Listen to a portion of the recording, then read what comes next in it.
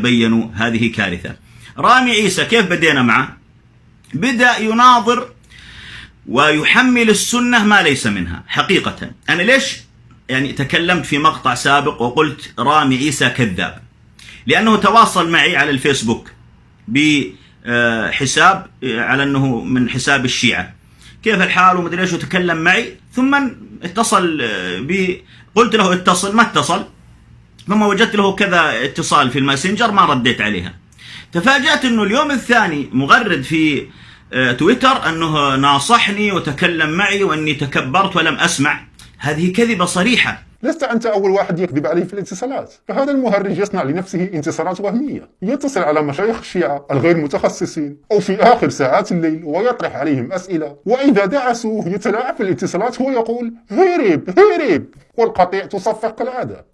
ثم تابعت بعض برامجه فكذبته للموقف الذي بيني وبينه، لأن هذا رجل كذب علي ما أحتاج دليل. هذا أمر. الأمر الآخر كنت أقول يعني قناة صفا وبعض القنوات العلمية اللي فيها خير للأمة. قناة صفا فيها الخير للأمة؟ لا حول ولا قوة إلا بالله. ألم ترى يا شيخ كمية الحقد تجاه الشيعة والتحريض على قتلهم والكذب والافتراء عليهم؟ ادخل قناتي وستجد العجب العجاب. فأنا لا أريد أن أطيل عليك في هذا المقطع وأخرج لك كل مخازي هذه القنوات. لا يخرج مثل هذا الرجل، قلت هكذا باللفظ، قلت لا تخرجوا لنا أقزام لكن اخرجوا لنا أعلام. وهل أنتم لكم أعلام؟ علماءكم يا شيخنا الكريم لا يخرجون ولا يواجهون الشيعة، وكأن الأمر لا يعنيهم. فلو كان عندكم علماء لما تشيعت. أنا تشيعت أنه لم أرى ولا عالم واحد أسكت أصغر طالب علم شيعي. دائما الشيعي يفحم الوهابي من كتبه. أين هم الأعلام؟ لو كان هناك أعلام يردون بالحجة ويسكتون الشيعي لما تشيع الناس. تابعت برامج له وبرامج ذو الفقار المغربي. يا سلام، جينا عند ذو الفقار المغربي. هل أنا مؤيد له؟ لا، وأخبرته بهذا في الفيديو نفسه. لكن أنا أقول الرجل يبحث ويطلع ويأتي بأدلة ترد كلام رامي عيسى والناس الأقزام الصغار. عشان كذا قلت أخرجوا أعلام حتى يردوا عليه الرد المناسب الذي ينفع أهل السنة. أما رامي عيسى وغيره يردون بروايات مكذوبة، فلما يأتي بالرواية كاملة يبان أنهم مدلسين فيها، ثم يأتي بروايات تبين أن هذه الرواية أصلا موجودة في كتب أهل السنة. فالمتابع من أهل السنة من العام ما أمامه إلا يتأثر ويتشيع، فهم يضرون السنة أكثر مما أنهم ينفعونها. والله ما قلت هذا إلا لله. أنا عن نفسي لو واحد يقول تعال ناظرني أقول لا، من أنا؟ هناك من هو أفضل مني يتقدم لخدمة الأمة. هذه انتهينا منها. صدقت بالحق نطقت. فضحته في 58 مقطع وإلى اليوم لم يرد ولا على مقطع واحد برد علمي. دائما يحاول تشنيع على الشيعة ويستشهد بروايات الشيعة ويتم فتحه والحمد لله. أما بالنسبة للفيسبوك عندي صفحة رسمية وصفحة ثانية شخصية.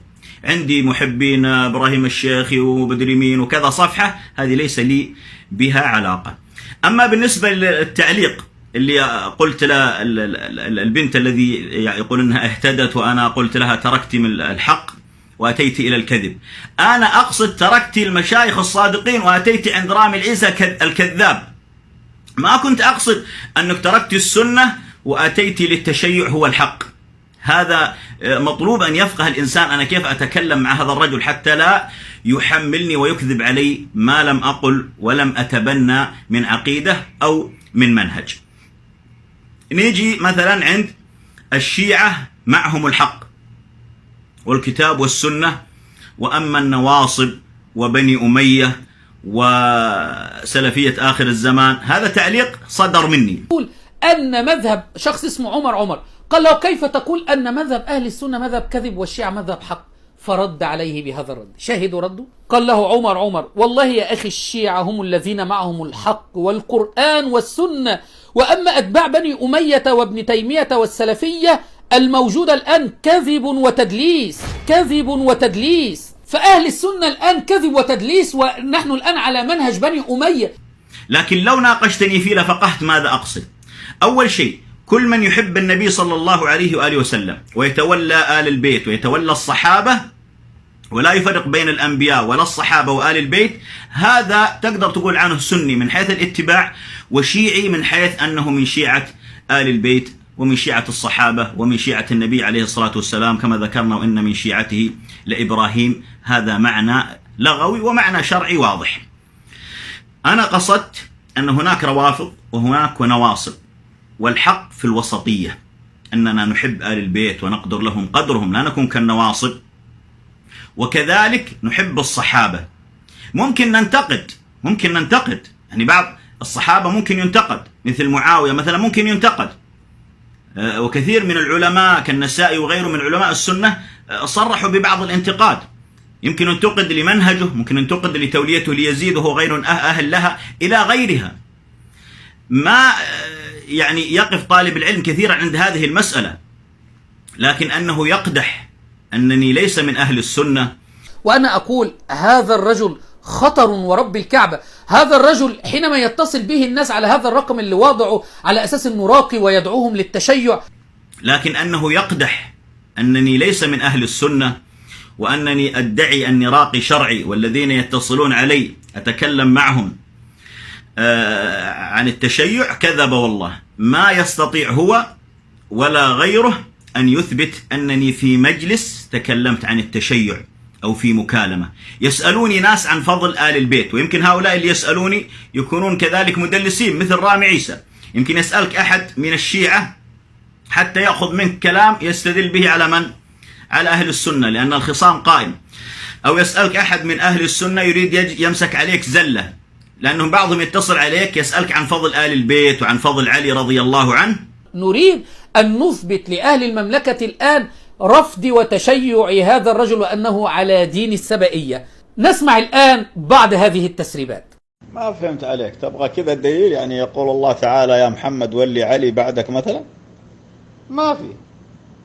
لكن الله ذكر الإمامة في القرآن، وذكر الولاية في القرآن، وذكرها النبي عليه الصلاة والسلام في السنة في الغدير، وذكرها حين قال تركت فيكم ما إن تمسكتم به لن تضلوا بعد أبدا كتاب الله وعترتي أهل بيتي. وإيش تبغون؟ ثم إذا تكلمت عن فضله حرف الكلام إلى أنك أنت تعني تستقل باقي الصحابة، أو أنك أنت ترى أن علي هو الأولى بالخلافة والباقين خلافتهم باطلة، وإلى هذا المشوار الطويل من الكذب والخلافات الشرعية والسياسية بين السنة والشيعة، اللهم إني بريء منها. فالحمد لله أنا رجل سني وإمام وخطيب من 20 سنة. راجعوا خطبي، راجعوا لقاءاتي في القنوات، راجعوا صفحاتي، ما عندي الحمد لله شيء أتحدى رجل يمسك عليه شيء خطأ. أما المقاطع الذي هو أرسلها وكلامي عن والدي النبي عليه الصلاة والسلام، هذه حقيقة.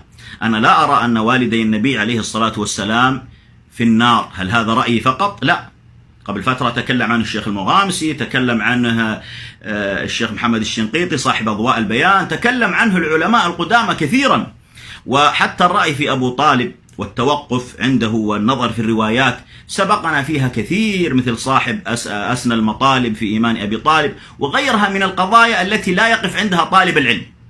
كما قلنا هو خلاف فقهي أو خلاف في مسألة في الفروع، والخلاف لا يفسد للود قضية عند أهل النفوس العلية.